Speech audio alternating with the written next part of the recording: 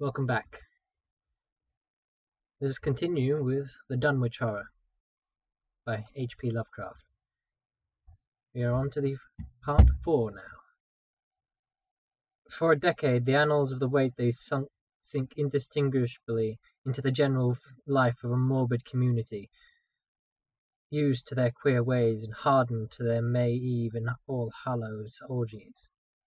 Twice a year they would light fires on the top of Sentinel Hill, at which times the mountain rumblings would recur with greater and greater violence, while at all seasons there were strange and portentous doings at the lonesome farmhouse. In the course of time, callers professed to hear sounds in the sealed upper story, even when all family were downstairs, and they wondered how swiftly or how lingeringly a cow or bullock was usually sacrificed. There was talk of a complaint to the Society of the Prevention of Cruelty to Animals, but nothing ever came of it, since Dunwich folk are never anxious to call the outside world's attention to themselves.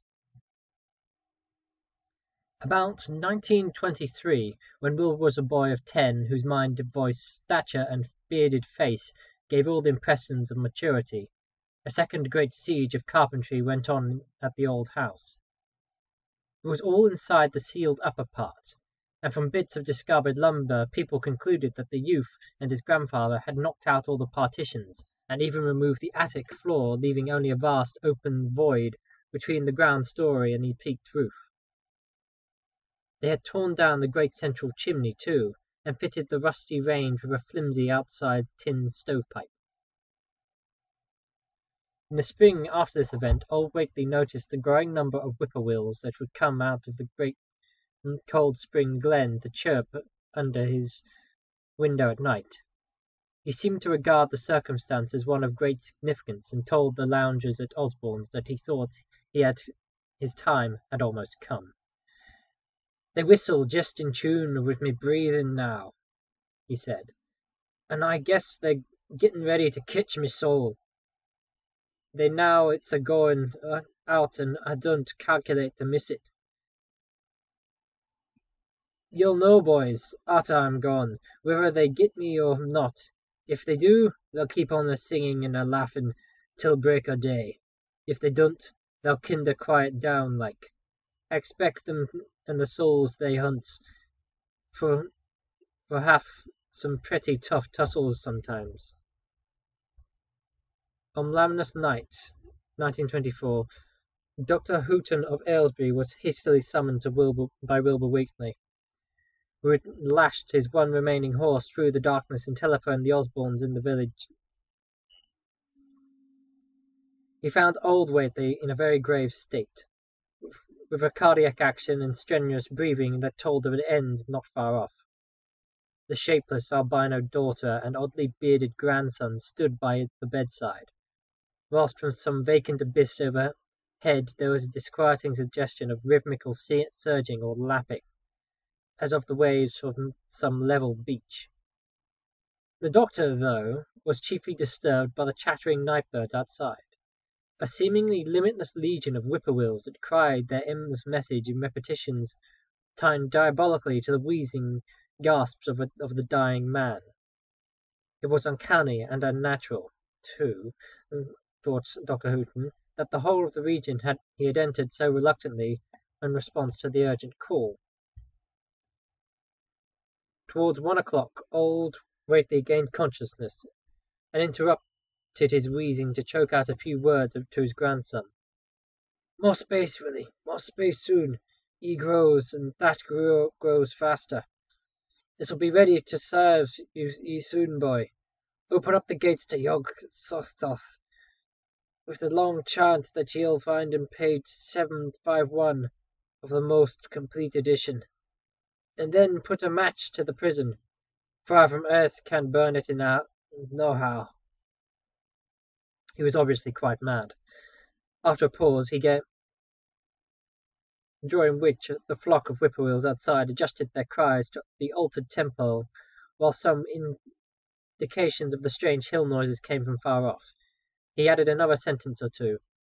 "Feed it regular, William, and mind the quantity. But don't let it grow too fast." for the place, for if it bursts quarters or gets out afore he opens to yogs, so thoth, it's all over and no use. Only them from beyond can make it multiply and work. Only them, the old uns, as wants to come back. But speech gave place to gasps again, and Lavinia screamed at the way the whippoorwills followed the change. It was the same for more than an hour, when the final throaty rattle came. Dr. Hooton drew the sunken eyelids over glazing grey eyes, as the tumult of birds faded imperceptibly to silence. Lavinia sobbed, but Wilbur only chuckled whilst the hill noises rumbled faintly. "They didn't get him," he muttered in his heavy bass tone. Wilbur was, by this time, a scholar of really tremendous erudition in his one-sided way, and was currently known by correspondence to many librarians in distant places where rare and forbidden books of old days were kept. He was more and more hated and dreaded around Dunwich because of certain youthful disappearances upon suspicion lay vaguely at his door, but was always able to silence inquiry through fear or through use of that fund of old-time gold which still, as in his grandfather's time, went forth regularly and increasingly from cattle buying. He was now tremendously mature of aspect, and his height, having reached the normal adult limit, seemed inclined to wax beyond that figure. In 1925, when a scholarly correspondent from Miskatonic University called upon him one day, and departed pale and puzzled, he was fully 6 3/4 feet tall. Through all the years Wilbur had treated his half-deformed albino mother with growing contempt, but finally forbidding her to go to the hills with him on May Eve and Hallowmas, and in 1926 the poor creature complained to Mammy Bishop of being afraid of him. "There's more about him as I knows than I can tell you, Mammy," she said, "and nowadays there's more nor what I know myself. I vow afar God, I don't know what he wants, nor what he's trying to do."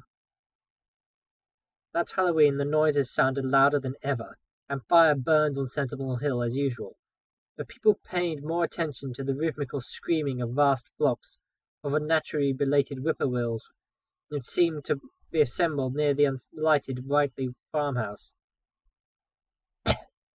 After midnight their shrill notes burst into a kind of pandemonic cachinnation which filled all the countryside, and not until dawn did they finally quiet down. Then they vanished, hurrying southward where they were fully a month overdue. What this meant, no one could quite be certain till later. None of the country folk seemed to have died, but poor Lavinia Wakely, the twisted albino, was never seen again. In the summer of 1927, Wilbur repaired 2 sheds in the farmyard and began moving his books and effects out to them. And soon afterwards, Earl Sawyer told the loungers at Osborne's that more carpentry was going on in the Whately farmhouse. Wilbur was closing all the doors and windows from the ground floor, and seemed to be taking out partitions he and his grandfather had done upstairs 4 years before. He was living in one of the sheds, and Sawyer thought he seemed unusually worried and tremulous. People generally suspected him of knowing something about his mother's disappearance, and very few ever approached his neighbourhood now. His height had increased to more than 7 foot, and showed no signs of ceasing its development. Thank you for watching. See you next time.